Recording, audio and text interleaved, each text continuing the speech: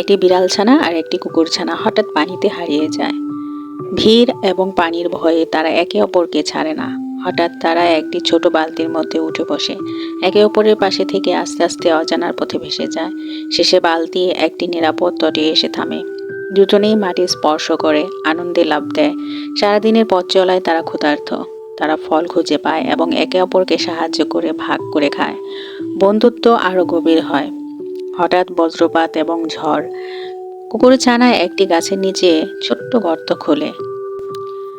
তারা দুজন সেখানে লুকিয়ে থাকে যতক্ষণ ঝড় থেমে যায়। ঝড় শেষে তারা আবার পথ চলতে থাকে। সারাদিনের পর তারা একটি ছোট্ট বাড়ি দেখে। কাতর কাঁধে কড়া নাড়ে। ভিতর থেকে একজন মানুষ বের হয়। ভিজে, ক্লান্ত এবং কাঁপতে থাকা দুটি প্রাণী দেখে তিনি তাদের ভিতরে নিয়ে যান, খেতে দেন, আশ্রয় দেন এবং যত্ন নেন। বিড়াল ছানা আর কুকুর ছানা একে অপরের পাশে বসে শান্তি পায়।